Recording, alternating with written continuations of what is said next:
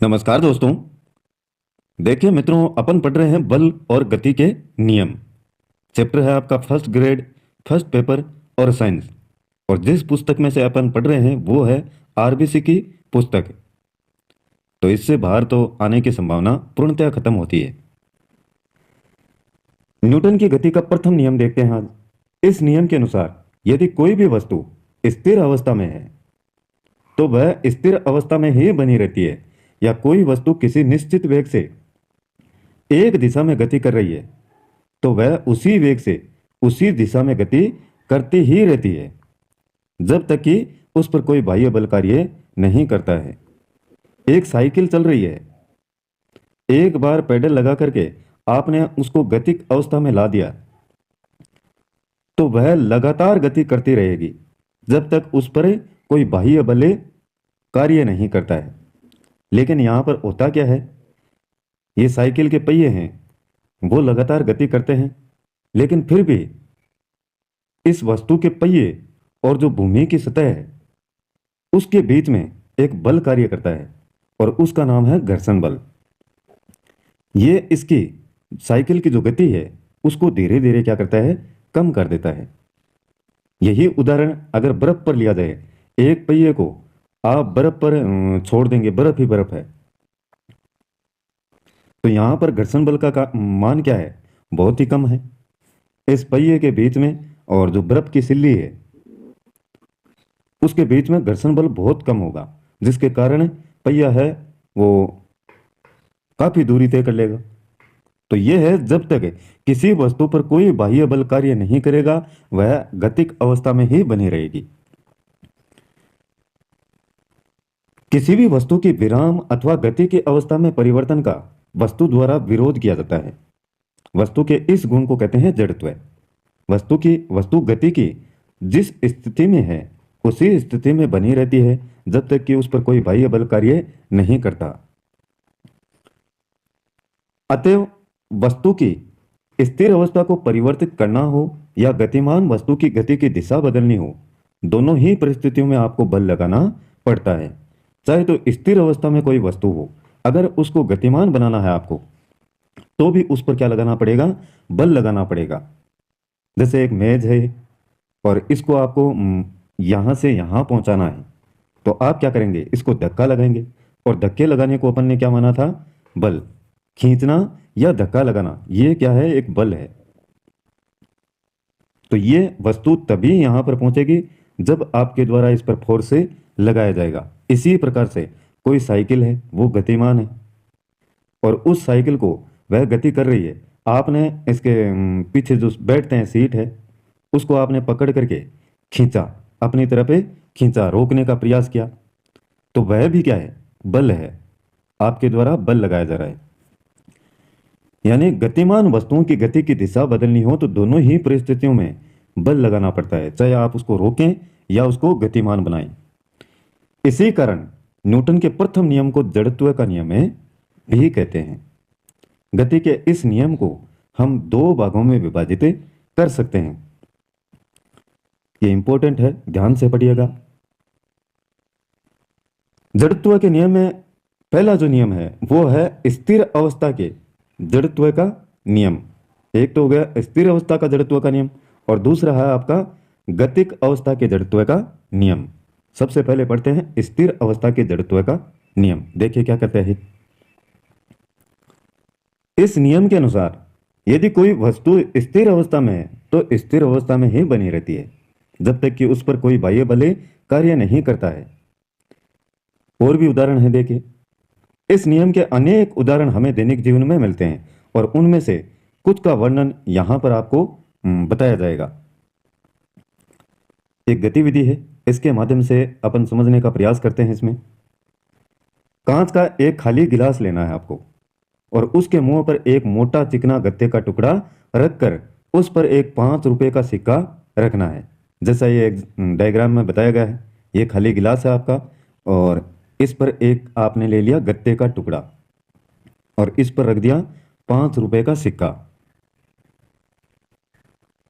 Card को अपनी अंगुलियों से तेजी से धक्का दीजिए। ये जो कार्ड है, गत्ते का टुकड़ा, आप देखेंगे कि गत्ता को आगे खिसक जाता है, किंतु सिक्का गिलास में गिर जाता है। सिक्का गत्ते के साथ ही क्यों गिर जाता है, वो आगे क्यों नहीं चला जाता? इसलिए कि सिक्के का जड़त्व है उसे विराम अवस्था में ही रखता है, जबकि गत्ता उस पर झटके से लगाए बल के कारण गति में आ जाता है, और जिसके कारण गत्ता वहां से निकल जाता है, और जो विराम अवस्था में सिक्का पड़ा है ऊपर की तरफ, वो विराम अवस्था में ही बना रहता है, क्योंकि बल लगाया है आपने गत्ते पर, ना कि सिक्के पर। कहने का मतलब यही है कि जो जो स्थिर अवस्था में है वो वस्तु स्थिर अवस्था में बनी रहेगी जब तक उस पर कोई बाह्य बल आपके द्वारा नहीं लगाया जाएगा। आपने बल किस पर लगाया था? गत्ते पर लगाया था। सिक्का किस में था? विराम अवस्था में था। अब देखिए गतिविधि एक और दे रखी है। एक ही प्रकार के कुछ सिक्कों को, जैसे 1 रुपए के सिक्के हैं, एक के ऊपर एक करके 8-10 सिक्कों की एक ढेरी बनानी है। ऐसे करके एक के ऊपर बहुत सारे सिक्के रखकर, ये आप खेलते भी होंगे, सितोलिया वगैरह गेम होता है, उसमें आप पत्थरों को रखते हैं, और कई बार गेंद की ऐसी लगती है चोट कि नीचे वाला जो पत्थर है वो निकल जाता है, बाकी के बाकी ऐसे के ऐसे रह जाते हैं। कैरम बोर्ड में भी जब आप गेम को शुरू करते हैं तो देखा होगा बहुत से विद्यार्थी क्या करते हैं, उस कैरम बोर्ड की जो गोटियां हैं उनको शुरुआत में जब गेम को शुरू किया जाता है तो ऐसे रखते हैं ऊपर की तरफ, एक के ऊपर एक, और जब कैरम बोर्ड पर वो रानी बोलते हैं, आप कुछ भी बोलते हैं उसको, उससे मारते हैं चोट, तो ये नीचे वाली जो गोटी है वो निकल जाती है, बाकी के जितनी भी हैं विराम अवस्था में हैं वो वैसी की वैसी रह जाती हैं। तो इसके कई उदाहरण हैं, ये यहाँ पर सिक्कों का दिया गया है। एक अन्य सिक्के को अपनी अंगुलियों से तीव्रता से झटका देकर ढेरी के सबसे नीचे वाले सिक्के पर टकराइए। जब सिक्का ढेरी से बाहर निकलता है, सिक्कों की ढेरी से केवल नीचे वाला सिक्का ही बाहर निकलता है, और जब कोई अन्य सिक्का उस पर तीव्र गति से टकराता है और शेष ढेरी उसी प्रकार से बनी रहती है। क्यों? क्योंकि शेष सिक्कों का जड़त्व है उन्हें गति में आने से क्या करता है? रोकता है। अब देखिए आगे, ये कुछ और उदाहरण हैं। देखिए, दैनिक जीवन में जड़त्व पर आधारित है कुछ घटनाएं इस प्रकार से हैं। एक जो स्थिर कार है या बस को अचानक तेज चला देने पर उसमें बैठे यात्री को पीछे की ओर धक्का अनुभव होने का कारण भी यात्री का स्थिर अवस्था का जड़त्व है। यानी बेचारे वो तो बैठे हैं सीट पर आराम से, और बस क्या करती है, अचानक से तेज गति लेती है, तो ये क्या होंगे? पीछे की तरफ इनको धक्का लगेगा। इसी को कहते हैं स्थिर अवस्था का जड़त्व है। कंबल है, गर्द लगे दरिया हैं, उनको लटका करके जब डंडे से प्रहार किया जाता है तो धूल के कण पृथक हो जाने का भी यही कारण है। तीसरा उदाहरण है, घोड़े पर सवार बैठा है तथा घोड़ा अचानक दौड़ना आरंभ कर दे तो प्राय सवार पीछे की ओर गिर पड़ता है। इसका कारण भी स्थिर अवस्था का जड़त्व ही है। फल लगे पेड़ की डाल को जब हिलाते हैं तो उससे फल गिरने का कारण भी स्थिर अवस्था का जड़त्व है। तो ये कुछ उदाहरण हैं स्थिर अवस्था के जड़त्व के नियम के अनुसार। अब दूसरा दे रखा है गतिक अवस्था के जड़त्व का नियम। देखिए इसको, इस नियम के अनुसार यदि कोई वस्तु गति कर रही है तो वह समान वेग से सीधी रेखा में गति करती ही रहेगी जब तक कि उस पर कोई बाह्य बल कार्य नहीं करता है। अगर स्थिर अवस्था में है तो वो स्थिर अवस्था में रहेगी, लेकिन यहां पर गतिक अवस्था का जड़त्व का नियम पढ़ रहे हैं तो यहां पर वस्तु क्या कर रही है? गति कर रही है, और जब तक उस पर कोई बाह्य बल आपके द्वारा नहीं लगाया जाएगा तो वह लगातार गति करती रहेगी। यही आपका कहलाता है गतिक अवस्था का जड़त्व का नियम। और इसके उदाहरण देखिए अब, जैसे कोई लंबी कूद देखने का आपको अवसर मिला होगा। लंबी कूद में खिलाड़ी कूदने से पहले तेज रफ्तार से दौड़ता हुआ आता है और कूदते समय जड़त्व के कारण उसके शरीर की सामने वाली गति बनी रहती है, अतः वह अधिक दूरी तक कूदने में सफल होता है। और जब वह कूदता है, जैसे यहां से दौड़ के आया और यहां से उसको इस पॉइंट से उसको छलांग लगानी है, और यहां से जब छलांग लगाता है तो इतनी दूर जाकर के वो गिरता है। क्यों? क्योंकि जो वो तेज गति से उछलता है, उछलने के बाद में उस पर बाह्य बल तो हालांकि लगता है, किसके कारण लगता है? एक तो गुरुत्वीय बल, पृथ्वी के कारण। पृथ्वी सभी वस्तुओं को अपनी तरफ आकर्षित करती है। ये देखिए, कुछ बल उसने लगाया जो क्या था, गुरुत्वीय बल से उसका मान अधिक था, इसलिए वो ऊंचाई की तरफ गया। फिर धीरे धीरे जो हवा है उसके द्वारा उस पर बल लगाया गया, तो ये बाह्य बल इस पर लगातार क्रिएट होता गया।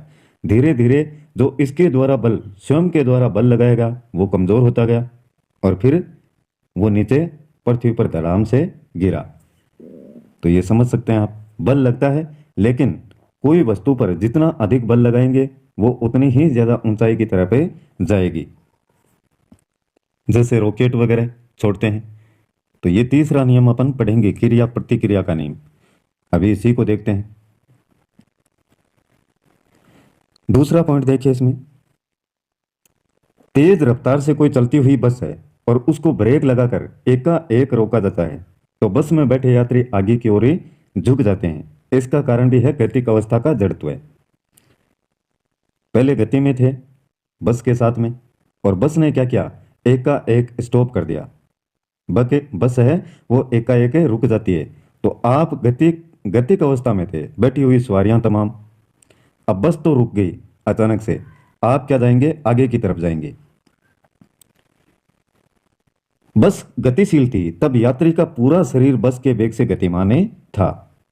बस के वेग से ब्रेक लगाने पर यात्री के शरीर का निचला भाग जो बस के संपर्क में था, बस के साथ स्थिर हो जाता है, परंतु शरीर का जो ऊपरी भाग है, जो गतिशील अवस्था में था, वह गतिशील अवस्था में ही बना रहता है और ब्रेक लगाने पर बस में बैठा यात्री आगे की ओर झुक जाता है।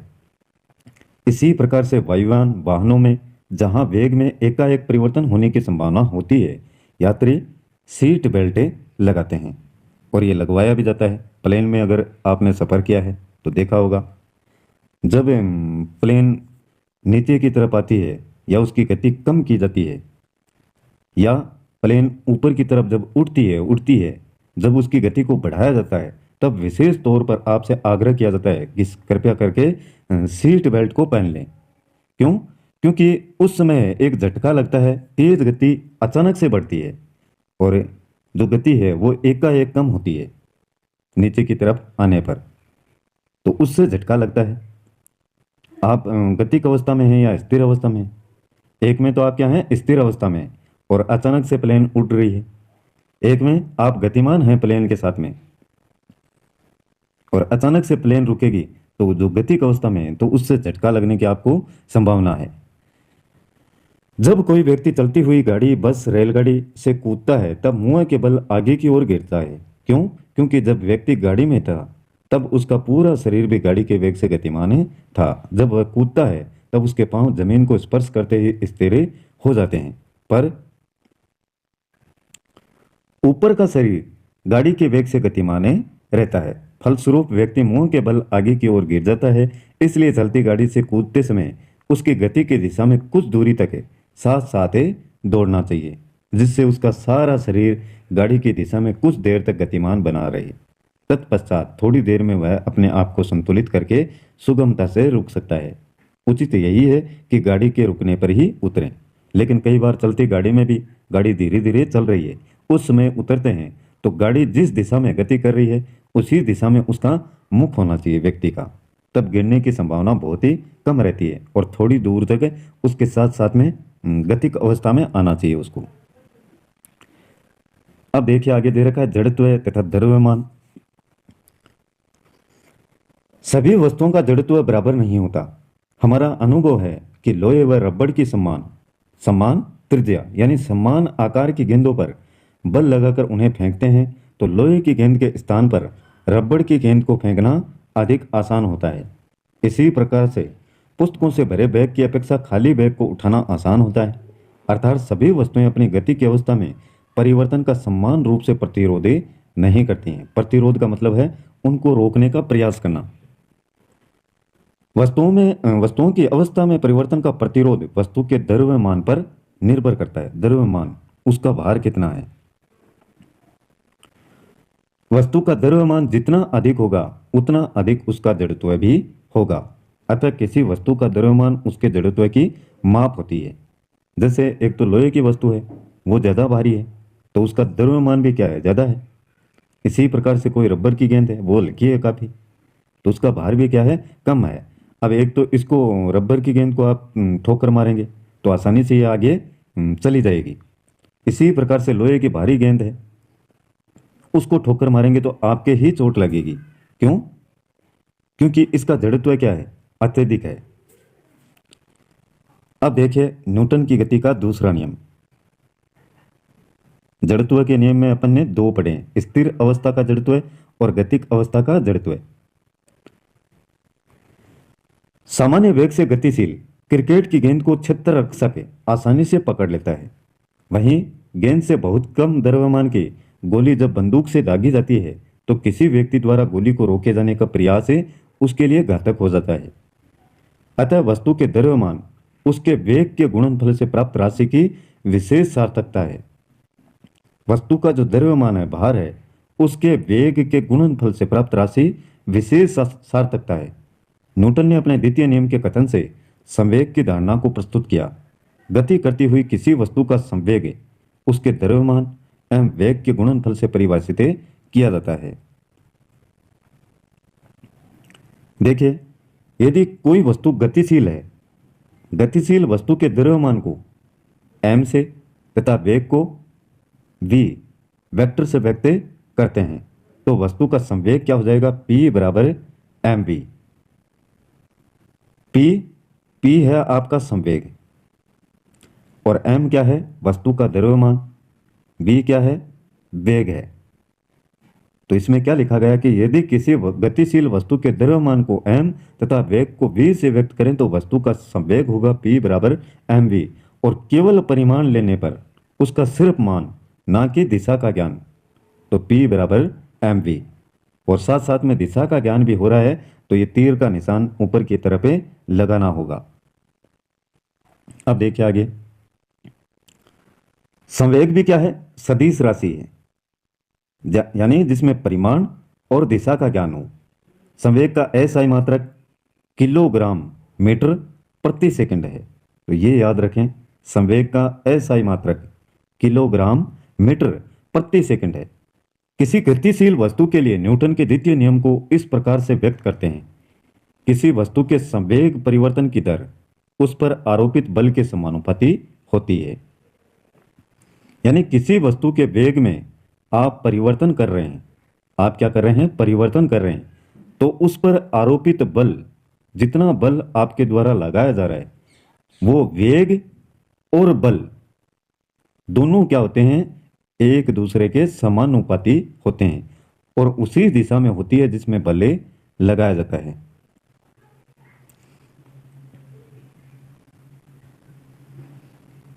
और ये फॉर्मूला इसमें निकाला गया है, ये देखें तो देख लेना। बाकी इसमें से कई बार न्यूमेरिकल आते हैं तो उनको आपको करना होगा। ये देखिए, बल के मात्रक को इस प्रकार से लिखते हैं, ये इंपॉर्टेंट है कि न्यूनतम के का मान 1 रहे तो के बराबर 1 रखने पर F बराबर m है। ये थोड़ा सा ध्यान रखें, ए यहाँ पर क्या है, वस्तु का त्वरण है, वस्तु में उत्पन्न त्वरण। बल का मात्रक प्राप्त करने के लिए देखिए, ये इंपॉर्टेंट है आपके लिए, बल F का मात्रक किलोग्राम में गुणा मीटर प्रति सेकंड स्क्वायर, किलोग्राम मीटर और नीचे सेकंड स्क्वायर, ये बल का है। F बराबर ma, वस्तु का त्वरण बटे t, ये संवेग है, समय है सेकंड स्क्वायर में। अब आगे देखिए, बल का जो मात्रक है उसको एक विशेष नाम दिया गया है, न्यूटन, और इसका प्रतीक भी क्या है, n है। n बराबर किलोग्राम मीटर प्रति सेकंड स्क्वायर। इस प्रकार से भी आप लिख सकते हैं, बल का एक विशेष नाम क्या, न्यूटन। न्यूटन की गति के दूसरे नियम से हमें बल मापने की एक विधि मिलती है। यदि किसी वस्तु का द्रव्यमान तथा किसी बल द्वारा वस्तु में उत्पन्न त्वरण ज्ञात हो तो हम उस बल को माप सकते हैं। और बल के अन्य मात्रक में आपका डाइन है और एक पाउंडल भी है। 1 न्यूटन बराबर 10 की पावर 5 डाइन। ये याद रखें। और एक पाउंडल बराबर होता है 13,825.7 डाइन के बराबर। तो ये थोड़ा सा मोटा मोटी तौर पर आपको ध्यान में रखना है। कई बार इस प्रकार के माने पूछ लिए जाते हैं या न्यूमेरिकल पूछते हैं, तो उसमें बहुत ही काम में आते हैं ये आपके। एक उदाहरण है, देखिए 5 किलोग्राम द्रव्यमान वाली वस्तु में 10 मीटर प्रति सेकंड स्क्वायर का त्वरण उत्पन्न करने के लिए कितने बल की आवश्यकता होगी? यदि बल को दोगुना कर दिया जाए तो त्वरण कितना हो जाएगा? वस्तु का द्रव्यमान कितना है? 5 किलोग्राम है, और वस्तु का त्वरण ए बराबर कितना है? 10 मीटर प्रति सेकंड स्क्वायर। कितने बल की आवश्यकता होगी? आपको ज्ञात क्या करना है? बल। ए बराबर एम ए, यही फॉर्मूला है अपना। ए बराबर बल का जो द्रव्यमान है वह है 5 किलोग्राम, और त्वरण कितना है? 10 न्यूटन। 10 मीटर प्रति सेकंड स्क्वायर भी लिख सकते हैं, या 10 न्यूटन। 5 गुणा 10 बराबर 50 न्यूटन। तो बल का मान कितना आया? 50 न्यूटन। अब क्या किया गया है? बल को दुगुना करने पर बल का मान 100 न्यूटन हो जाएगा। दुगुना कर दिया इसको तो कितना हो जाएगा? 50 इंटू 2, 100 न्यूटन। अतः वस्तु में अब त्वरण ए बराबर एम ए, और यहां पर त्वरण को ज्ञात करना है तो ए इंटू एफ बराबर एफ अपॉन एम हो जाएगा। और यही फॉर्मूला देखिए, त्वरण निकालना है। एफ का मान कितना है? 100 न्यूटन। क्यों? क्योंकि बल को क्या कर दिया गया? दुगुना कर दिया गया, 100 न्यूटन। और वही आपका द्रव्यमान है 5 किलो। तो त्वरण कितना आया? 20 मीटर प्रति सेकंड स्क्वायर। तो इसी सूत्र से आप द्रव्यमान भी ज्ञात कर सकते हैं, इसी से आप बल का मान भी ज्ञात कर सकते हैं, और इसी से आप त्वरण भी ज्ञात कर सकते हैं, एक ही फॉर्मूले से। ये फॉर्मूला याद रखें, बल का F into F is equal to M A, या एम इंटू ए भी लिख सकते हैं। उक्त उदाहरण से स्पष्ट है कि द्रव्यमान को स्थिर रखकर बल को दोगुना कर देने पर त्वरण भी आपका क्या हो जाएगा? दुगुना हो जाएगा। और अब पढ़ेंगे न्यूटन की गति का तीसरा नियम। आज थोड़ा सा ज़्यादा हो जाएगा मैटर, इसलिए इसको कल करेंगे अपन, और साथ में इसके जितने भी प्रश्न दे रखे हैं वो देखेंगे। आज के लिए बस इतना ही मित्रों। कल फिर मिलते हैं एक नए वीडियो, नए टॉपिक और नई जानकारी के साथ में। तब तक के लिए जय हिंद, जय